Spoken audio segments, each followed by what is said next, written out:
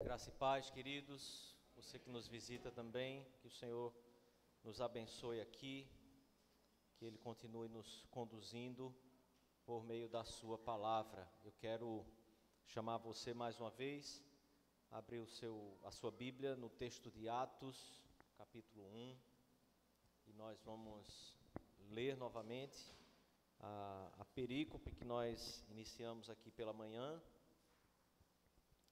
e então meditarmos em alguns aspectos específicos aqui que eu quero destacar com os irmãos, no versículo 3, e quero pensar também e meditar nesse texto em relação a outros textos da palavra de Deus, para que possamos compreender um pouco mais sobre o reino de Deus, sobre aquilo que o Senhor instrui a sua igreja e sobre o caminho que a igreja deve se conduzir e trilhar nessa terra. Mais uma vez então, volte seus olhos ao texto da palavra do Senhor, Atos, capítulo 1, do versículo 1 ao 11º versículo. Diz assim a palavra de Deus: Escrevi o primeiro livro, ó Teófilo, relatando todas as coisas que Jesus começou a fazer e a ensinar, até o dia em que, depois de haver dado mandamentos por intermédio do Espírito Santo aos apóstolos que escolhera, foi elevado às alturas. A estes também, depois de ter padecido, se apresentou vivo com muitas provas incontestáveis, aparecendo-lhes durante 40 dias e falando das coisas concernentes ao reino de Deus. E comendo com eles, determinou-lhes que não se ausentassem de Jerusalém, mas que esperassem a promessa do Pai, a qual disse ele: de mim ouvistes. Porque João, na verdade, batizou com água, mas vós sereis batizados com o Espírito Santo, não muito depois desses dias. Então os que estavam reunidos lhe perguntaram: Senhor, será esse o tempo em que restaures o reino a Israel? Respondeu-lhes: Não vos compete conhecer tempos ou épocas que o Pai reservou para a sua exclusiva autoridade, mas recebereis poder ao descer sobre vós o Espírito Santo, e sereis minhas testemunhas, tanto em Jerusalém como em toda a Judéia, Samaria e até os confins da terra. Ditas essas palavras, foi Jesus elevado às alturas, à vista deles, e uma nuvem encobriu dos seus olhos. E estando eles com os olhos fitos nos céus, enquanto Jesus subia, eis que 2 varões vestidos de branco se puseram ao lado deles e lhes disseram: Varões galileus, por que estáis olhando para as alturas? Esse Jesus que dentre vós foi assunto ao céu, virá do modo como o vistes subir. Feche os seus olhos, mais uma vez, vamos colocar nosso coração diante do Senhor, pedir a direção do Senhor para esse tempo aqui que teremos, e que a palavra de Deus conduza o nosso coração.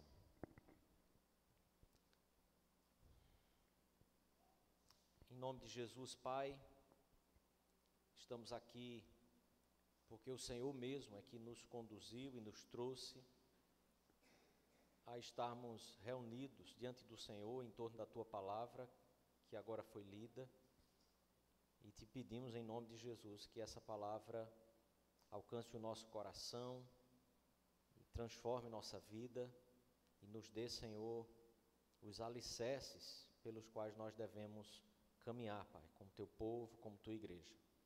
Nos submetemos aqui à Tua palavra, e que a palavra do Senhor seja ao que o nosso coração esteja atento e aberto. Que tudo que não procede de Ti não seja retido por nós. Por isso pedimos o auxílio do Teu Espírito, para iluminar os nossos olhos, para a compreensão da Tua palavra. Em nome de Jesus. Amém. Amém. Irmãos, eu quero destacar mais uma vez aqui que esses primeiros versículos são os versículos primordiais e centrais para que a gente compreenda e norteie todo o caminho que nós devemos fazer na leitura do livro de Atos.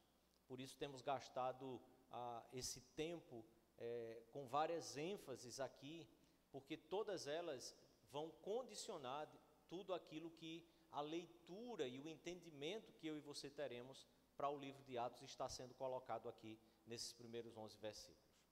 Há um livro de exposição das Sagradas Escrituras, um comentário do Alexander MacLaren, que, comentando sobre esses primeiros versículos, ele ressalta a centralidade tanto da pessoa de Jesus como o aspecto da ressurreição de Cristo.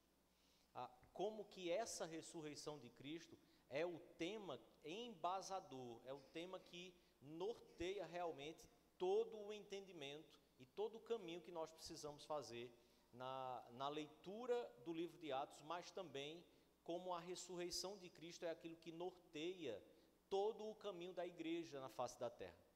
Por toda a história, a igreja foi norteada e precisa se nortear por essa doutrina, por esse ensino da ressurreição de Cristo. E ele diz, com a ressurreição de Cristo, sustenta-se ou cai a verdade e o ensino da divindade de Jesus. Com a ressurreição de Cristo, a divindade de Jesus é sustentada ou não. Ou ele ressuscitou, e por isso Lucas gasta todo esse tempo para afirmar aqui e para tratar sobre a ressurreição de Jesus, sobre fatos que são incontestáveis. Olha, nós vimos, as pessoas o viram, as pessoas tocaram nele, as pessoas conviveram com ele, as pessoas caminharam com ele, as pessoas comeram com ele, e ele tinha sido morto e ele ressuscitou. Então, essa divindade de Cristo é apoiada por Paulo aos Romanos, capítulo 1 de Romanos, se você abrir o texto da palavra de Deus, versículo 4, Paulo diz que ele foi designado Filho de Deus com poder. Jesus Cristo foi designado Filho de Deus com poder, segundo o Espírito de santidade, observe, através da ressurreição dos mortos. A doutrina e o ensino da divindade de Jesus é fortalecida e apoiada exatamente pelo fato de que ele ressuscitou. O mesmo poder que opera em nós, o Espírito de Deus, nos convertendo, nos fazendo mudar a perspectiva da vida, dos nossos pecados, foi o poder que operou para ressuscitar Jesus dentre os mortos, o próprio Espírito de Cristo. Versículo 3 do primeiro capítulo de Atos, que estamos lendo. Então Lucas diz, a eles também se apresentou vivo depois do seu sofrimento. Observe o desenvolvimento cronológico aqui dos fatos. Depois do seu sofrimento, por meio de muitas provas convincentes, ele, após a sua ressurreição, após a sua morte, ele se apresentou vivo aos seus discípulos, aparecendo-lhes no período de 40 dias e falando das coisas concernentes ao reino de Deus.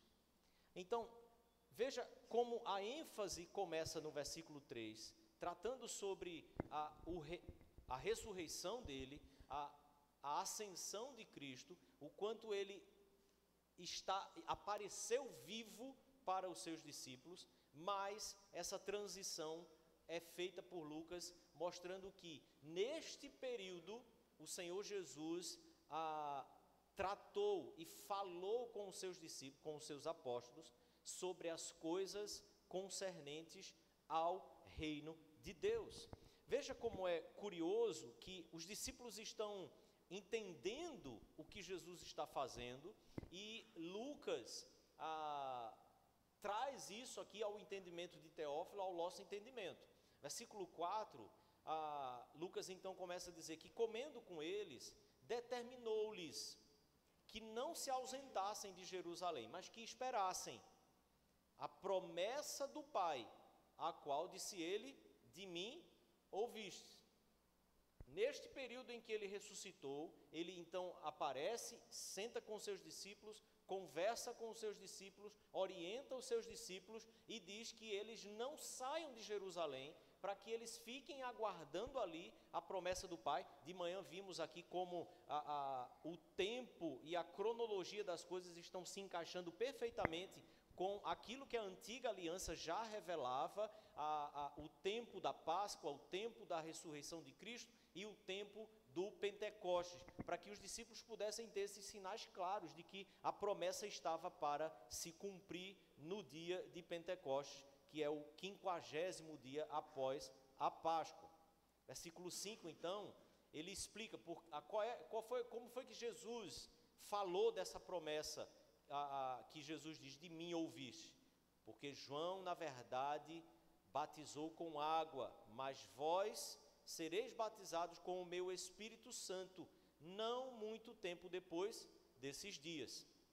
A pergunta que surge então aos discípulos é exatamente o que nós encontramos no versículo 6.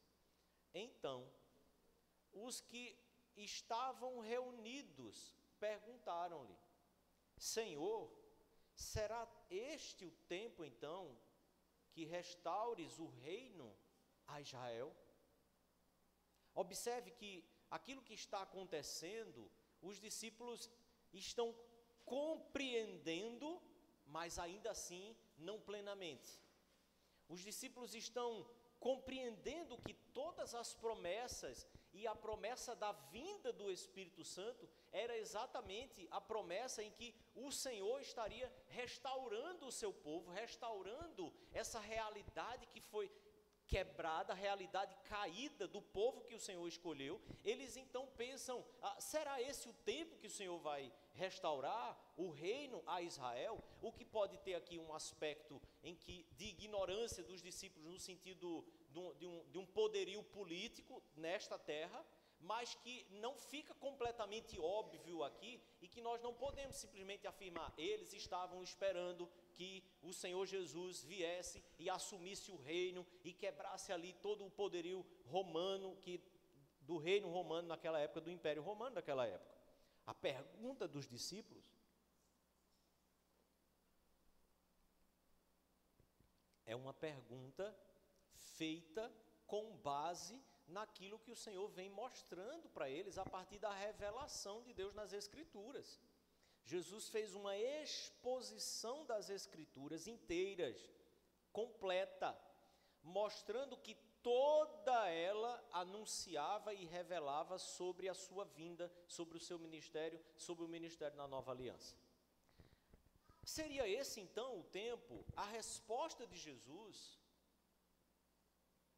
não vem respondendo plenamente a pergunta dos discípulos sobre essa restauração do reino a Israel, mas o que Jesus diz é: não compete a vocês conhecer tempos ou épocas que o Pai reservou para a sua exclusiva autoridade.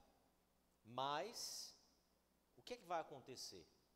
Neste tempo em que o Senhor cumprirá a sua promessa e batizará a igreja com o seu Espírito, neste tempo em que o Espírito de Deus será derramado sobre a igreja, ele diz: ao descer sobre vós o Espírito Santo, vocês serão minhas testemunhas, tanto em Jerusalém como em toda a Judéia e Samaria, até aos confins da terra. Toda essa verdade que está sendo declarada à igreja é uma verdade que está apoiada no fato de que Jesus ressuscitou. A ressurreição de Cristo é a confirmação da autoridade, é a confirmação da obra, é a confirmação de toda a verdade revelada sobre Jesus Cristo nas Sagradas Escrituras, na Antiga Aliança. Por isso eu quero pedir que você abra a sua Bíblia em 1 Coríntios capítulo 15. 1 Coríntios capítulo 15, eu quero fazer um caminho com você, não vai ser um caminho na sequência do texto, mas observar com você aqui alguns versículos. Versículos 54 a 57, observa como o apóstolo Paulo trata sobre esse mesmo tema. Ele diz, e quando este corpo corruptível se revestir de incorruptibilidade, e o que é mortal se revestir de imortalidade, então se cumprirá a palavra que está escrita, tragada foi a morte pela vitória. Onde está, ó morte, a tua vitória? Onde está, ó morte, o teu aguilhão? O aguilhão da morte é o pecado, e a força do pecado é a lei. Graças a Deus, que nos dá a vitória por intermédio de Jesus Cristo. O nosso Senhor Jesus Cristo, a ressurreição de Cristo demonstra a vitória de Jesus sobre a morte e demonstra que nós temos essa mesma vitória sobre a morte por causa de Jesus Cristo. A igreja começa na nova aliança sendo iluminada, abrindo os olhos, revelando da parte o Senhor revelando à sua igreja que ela agora, esse povo agora pode caminhar na terra de uma forma que jamais eles tiveram essa compreensão. Esse mistério que estava oculto agora está sendo revelado. Não que essa verdade não fosse uma realidade, mas é um mistério que está agora atingindo sua plenitude em Cristo Jesus. Nós temos a vitória de Cristo, a vitória que é dele. Essa vitória não é sua, não é minha, é dele. E por que nós fazemos parte? Por causa da sua graça, que nos concede, nos doa da sua, ou dos benefícios da sua própria vitória. Ele te faz vitorioso para que você possa viver e colher os benefícios da vitória que é dele. Versículo 54 a 57. Mas versículo 17, observe como ele o que o apóstolo Paulo traz aqui, eu ia dizer Lucas, porque estou com ele na cabeça. Versículo 17 diz, e se Cristo não ressuscitou, é vã a vossa fé, e ainda permaneceis nos vossos pecados. Irmãos, observe como essa verdade é profunda, e isso precisa estar presente na minha mente, no seu coração. Essa realidade precisa nos acompanhar todos os dias. A igreja do Senhor é um povo reunido na terra, e que não é mais um povo dominado pelo pecado, não é um povo mais que o pecado tem poder sobre a vida deles, não é mais uma realidade que esse povo vive oprimido pela condenação do pecado, mas a igreja do Senhor é um povo que vive na face da terra na liberdade que recebeu em Cristo Jesus. A vitória dele e a fé que temos, ela só é uma fé verdadeira e que tem a sua validade, porque nós tivemos provas incontestáveis da sua ressurreição. Observe, os discípulos ficaram abatidos com a morte de Cristo. Os discípulos tomaram aquela pancada, e aquilo é uma realidade que destruiu as emoções, a fé dos discípulos, os abateu de forma profunda, mas é a ressurreição de Cristo, é Ele aparecendo de novo dentre os mortos, que traz então a restauração, o fortalecimento e a firme convicção da vida eterna. Observe então, que essa ressurreição é uma declaração do próprio Senhor, é uma declaração dos céus sobre o ministério de Cristo Jesus. É quando o Pai diz para o único bom e fiel, que foi Ele. A ressurreição de Cristo é o Senhor Deus atestando, muito bem, filho bom e fiel. Isso que nós poderemos ouvir do nosso Pai, só poderemos ouvir porque o Filho de Deus realizou e ouviu, atestando isso para cada um de nós, quando Ele ressuscitou dos mortos. Cada uma dessas realidades mostram para mim e para você que a morte de Jesus foi de fato totalmente e completamente expiatória.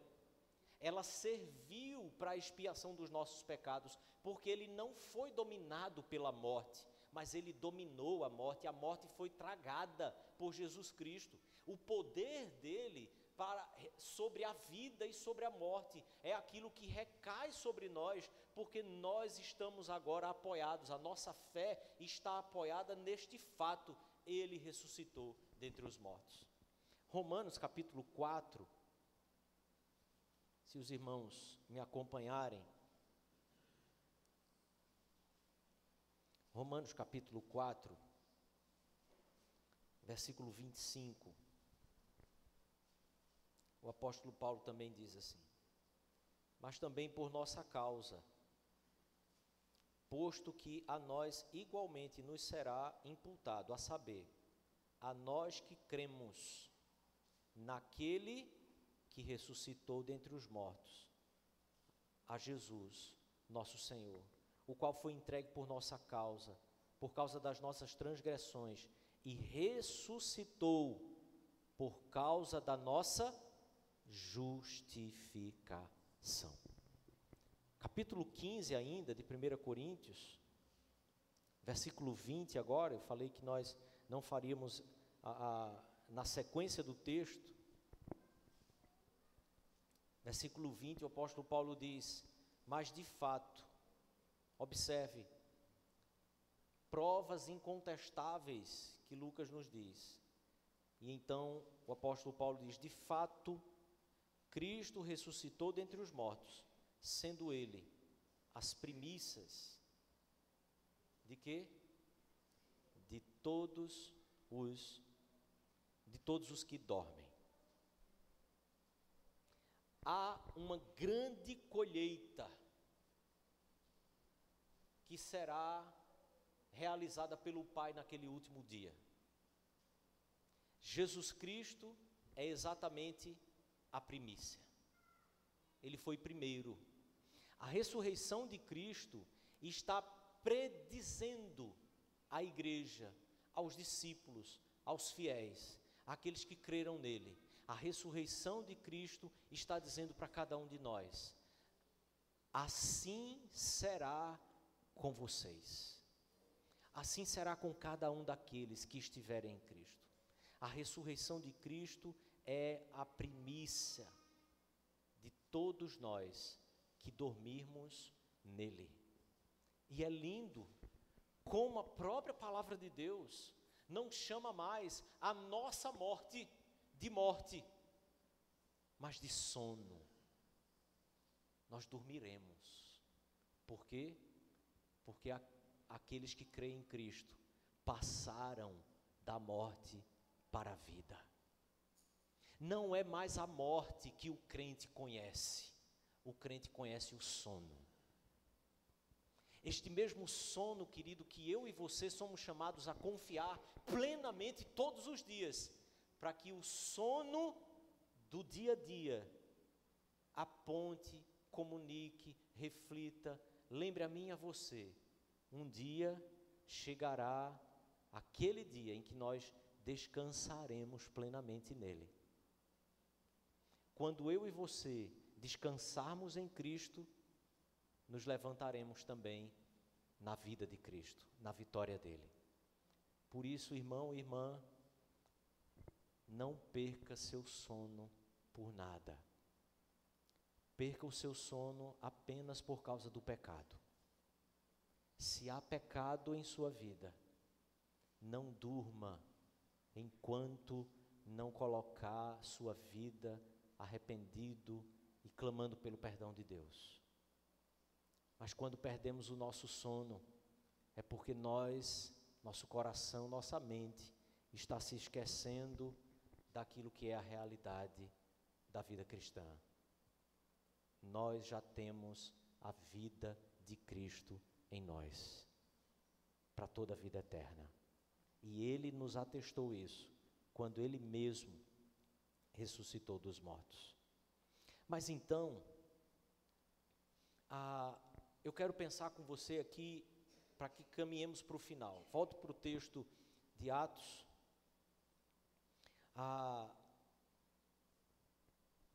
Versículo 3, o evangelista Lucas diz que ele apareceu aos seus discípulos durante 40 dias, falando das coisas concernentes ao reino de Deus. Esse segundo relato que Lucas faz sobre a ressurreição de Cristo, porque faz também no Evangelho de Lucas, nos lembra que Jesus, quando olhamos para todos os evangelhos, nesses 40 dias ele apareceu 10 vezes aos seus discípulos. Mateus capítulo 28, versículo 9 e 10, Jesus aparece para as mulheres no túmulo, assim que ele ressurge, assim que ele ressuscita. Marcos capítulo 16 também faz o relato sobre essa aparição, uma segunda aparição de Jesus, o mesmo relato que João também faz no capítulo 20. Marcos e Lucas, capítulo 16 e capítulo 24 de Lucas, faz o relato de Jesus aparecendo aos dois homens no caminho de Emaús. E neste relato Lucas deixa claro como o Senhor esclareceu todas as escrituras, tudo que a palavra de Deus apontava e prefigurava a respeito de Cristo Jesus. Lucas capítulo 24 também, assim como Paulo faz em 1 Coríntios capítulo 15 ainda, no mesmo texto que estávamos lendo, no versículo 5º, se você tiver ainda com sua Bíblia aberta, pode conferir. Jesus aparece para Pedro em Jerusalém. Então esse é um quarto momento em que Jesus aparece para os seus discípulos. Depois ele aparece aos 10 discípulos. Lucas faz esse relato também no capítulo 24 ainda. Esse capítulo 24 de Lucas, o capítulo final, é importantíssimo para todo esse período da ressurreição de Cristo, para a compreensão dela. João também faz esse mesmo relato, ele aparecendo aos discípulos no capítulo 20 do Evangelho de João. Depois ele aparece aos 11, no segundo momento em que ele aparece, e agora Tomé está presente, porque no primeiro momento que ele aparece aos 10 discípulos, Tomé não está, e aí os discípulos relatam isso a Tomé, e Tomé simplesmente não acredita. Ele fica ali, e o que é a realidade de todos nós, e que muitas vezes a gente olha para Tomé ali como se fosse um incrédulo, né? Assim, mas isso é a realidade do ser humano. Jesus então aparece novamente, capítulo 20 de João, e Paulo também se refere em 1 Coríntios 15, sobre esse mesmo momento. E então Jesus mostra as marcas no seu próprio corpo dos pregos na crucificação. Depois, João, no capítulo 21, reconta um outro aparecimento dele, que é o 7º aparecimento de Jesus aos seus discípulos, e ele aparece ali a 7 desses discípulos quando eles estão pescando no mar da Galileia. Depois nós temos um oitavo momento em que Jesus reaparece aos discípulos em Marcos 16, e Mateus capítulo 28 também relata o Senhor aparecendo aos discípulos na Galileia, quando então ele manda que eles fossem para Jerusalém. 1 Coríntios capítulo 15, versículo 6, Paulo é o único que traz o relato sobre Jesus aparecendo ali para quase 500 pessoas.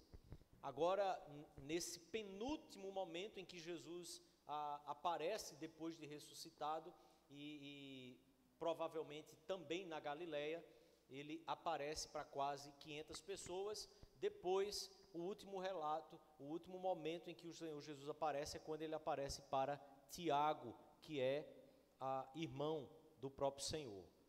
Quem faz o relato é Paulo, no capítulo 15 também, de 1 Coríntios, agora no versículo 7. São 10 momentos que o Novo Testamento nos mostra que o Senhor Jesus aparece aos seus discípulos antes dele ser assunto aos céus, e então, nesse momento em que ele é assunto aos céus, como vimos de manhã, 10 dias depois é que é a data da comemoração do Pentecostes e o Espírito Santo é derramado sobre a igreja. 10 também foram os milagres realizados para libertar o povo do Egito. 10 também foram as provas incontestáveis que Deus deu ao seu povo, de que ele intervia, de que ele participava, de que ele estava agindo, libertando o povo do cativeiro do Egito. Cativeiro este que é o momento e que é o símbolo que aponta para a realidade da humanidade presa aos seus próprios pecados. E esse relato dos evangelhos mostrando Jesus indo para os céus faz exatamente essa mesma somatória de momentos em que Jesus aparece com provas incontestáveis, porque o cheiro da morte de Cristo é cheiro de morte para aqueles que se perdem, como o apóstolo Paulo diz, mas a morte e a ressurreição de Cristo para aqueles que estão sendo salvos tem cheiro de vida. Isso é o Evangelho. O Evangelho do Senhor, para os que se perdem, é uma ofensa. Para aqueles que não querem ouvir a verdade, aquilo agride, o Evangelho agride os ouvidos. Mas para os que estão pelo Senhor, sendo salvos, o Evangelho tem cheiro de vida. Lucas está então mostrando toda essa realidade para Teófilo, e essa realidade que, quando olhamos para os evangelhos, nós vemos como que tudo está em perfeita sincronia e harmonia entre a antiga aliança e a nova aliança, e que o Senhor Deus está nesse momento agora fazendo a transição para essa dispensação da graça na igreja que vive agora após a ressurreição de Cristo Jesus. O que nós podemos pensar aqui, queridos, e aplicar algumas verdades para a nossa vida? Lucas diz que nesse tempo em que Jesus está fazendo o seu caminho para libertar o povo da escravidão do pecado, nesse tempo em que o Senhor Deus está agora operando os milagres, não para libertar o seu povo de um cativeiro terreno, de um cativeiro, de um governo, mas agora através do seu Filho, o Senhor está operando e fazendo o caminho de saída, que é exatamente o significado de Páscoa, a saída do povo na nova aliança, da realidade da opressão do pecado aqui nesta terra, e por isso o aguilhão da morte foi vencido, que era o pecado, pela vitória de Cristo. A morte e ressurreição de Cristo é exatamente esta saída, não mais do Egito, mas a saída que eu e você tínhamos da escravidão do pecado. Agora a vitória de Cristo é a nossa vitória. Nós passamos o Mar Vermelho, nós vencemos todos aqueles pecados que nos oprimiam por causa da vitória e do poder que operou em Cristo Jesus, ressuscitando dentre os mortos. Esta é a mensagem do Evangelho, e por isso Lucas diz que nesses 40 dias o Senhor Jesus estava falando das coisas concernentes ao reino de Deus. Essa expressão encerra a essência do ensinamento de Cristo Jesus. As coisas concernentes ao reino de Deus. A essência de tudo aquilo que nós aprendemos na vida, morte e ressurreição e ascensão de Cristo Jesus está resumido nesta realidade, nesta verdade. O reino dos céus é chegado. O reino de Deus é chegado. Cristo é a expressão máxima do reino de Deus que chegou aqui na terra.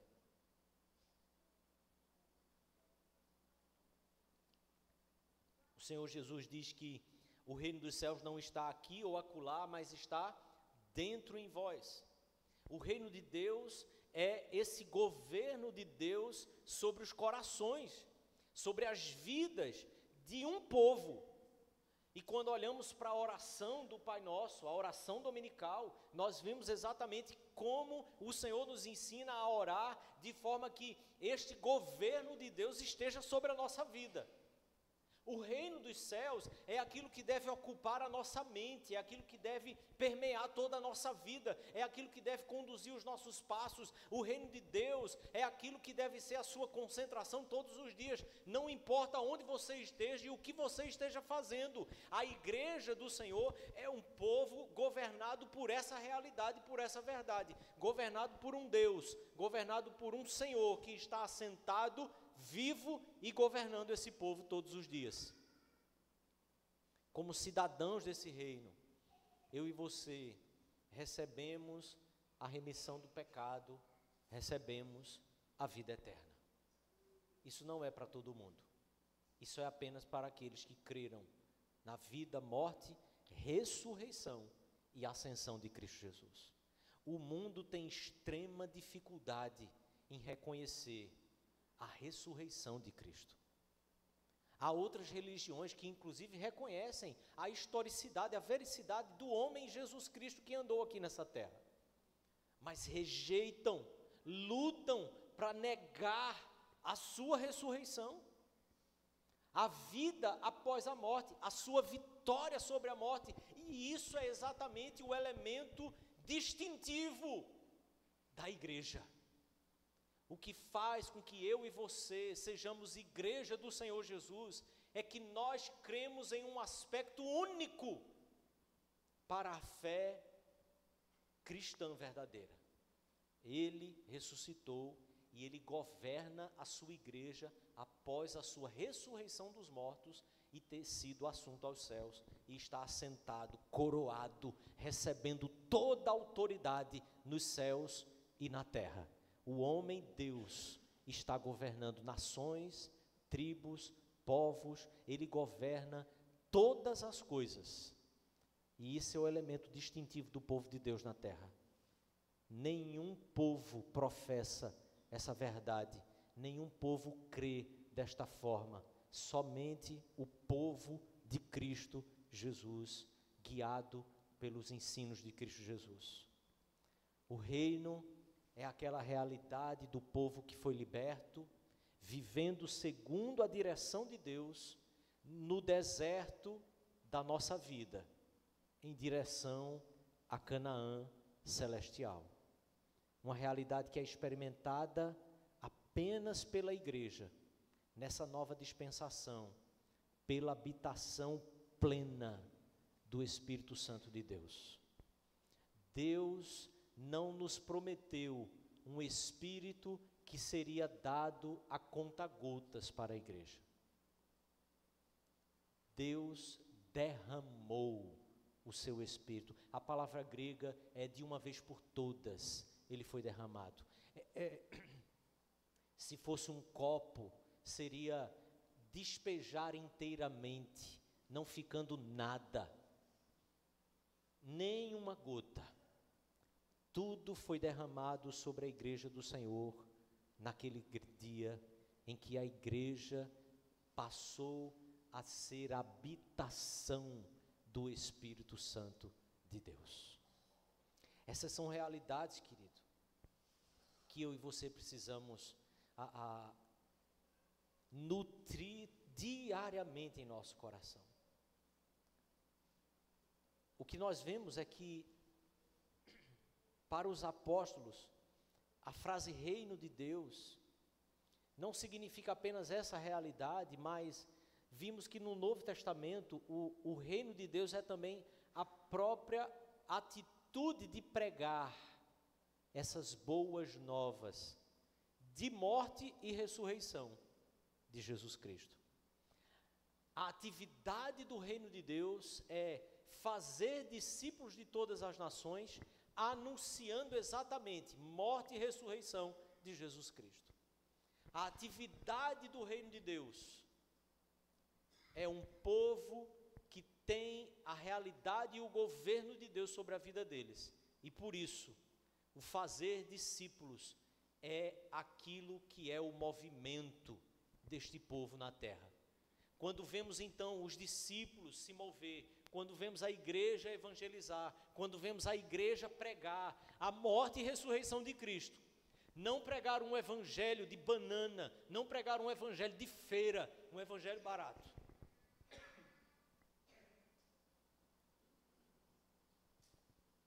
Mas quando vemos a igreja pregando a sã doutrina das Sagradas Escrituras, nós estamos vendo a atividade do reino de Deus mediante a ação do Espírito.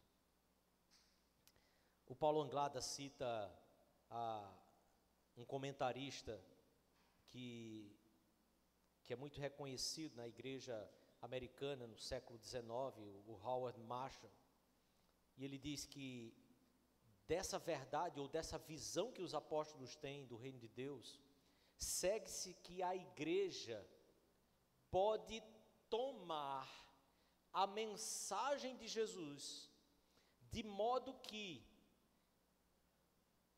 do jeito que ela está registrada nos evangelhos, ela possa fazer parte da própria vida da igreja, e a igreja assuma a verdade deste evangelho como a verdade da vida dela mesma, e como a única verdade que ela pode pregar e anunciar.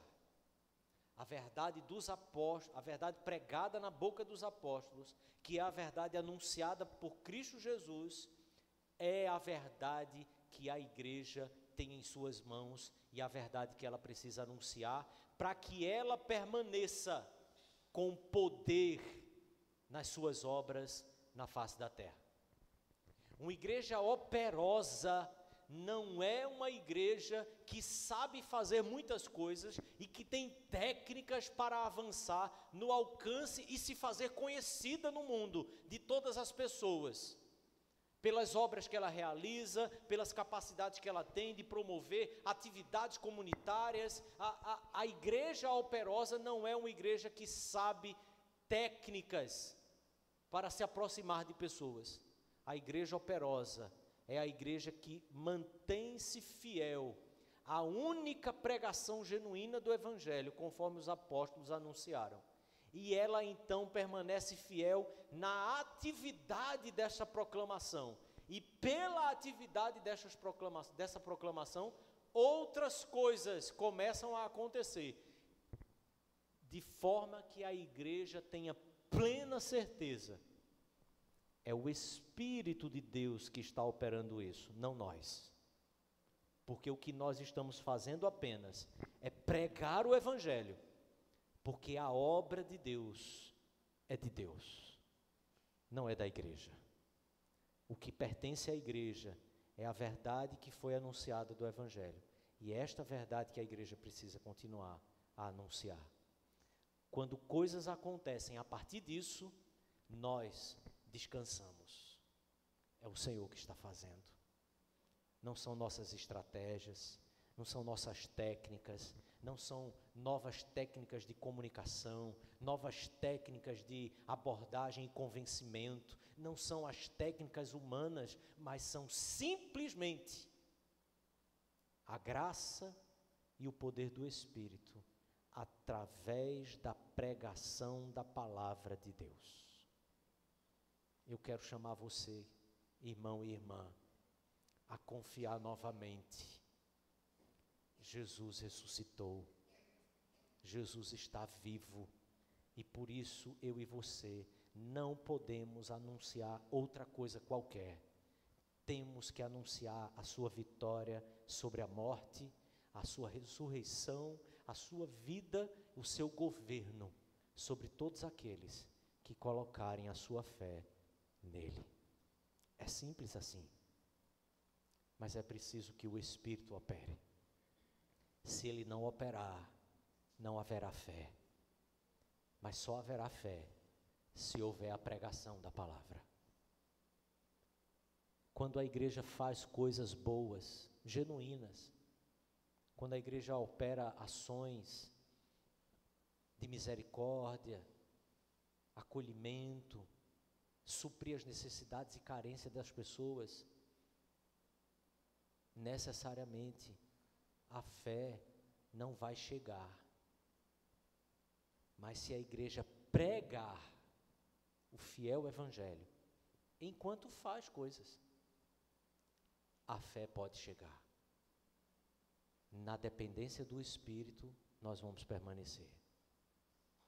Mas para termos convicção que permanecemos dependendo, é preciso não abrir mão de permanecer fazendo aquilo que o Senhor nos ordenou.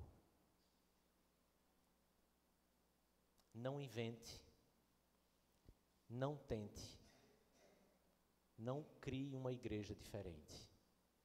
Você lembra desse jargão que a Rede Globo nos anos 90 fez? Invente, tente, faça um 92 diferente. Eu tinha 12 anos de idade, olha só. Igreja, escuta isso. Para a igreja é totalmente diferente. Nós temos que permanecer na mesma coisa.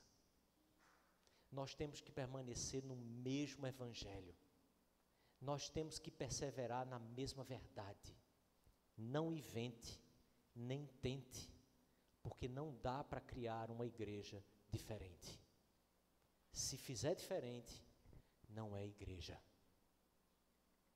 Porque evangelho, chamado de outro evangelho, não é evangelho.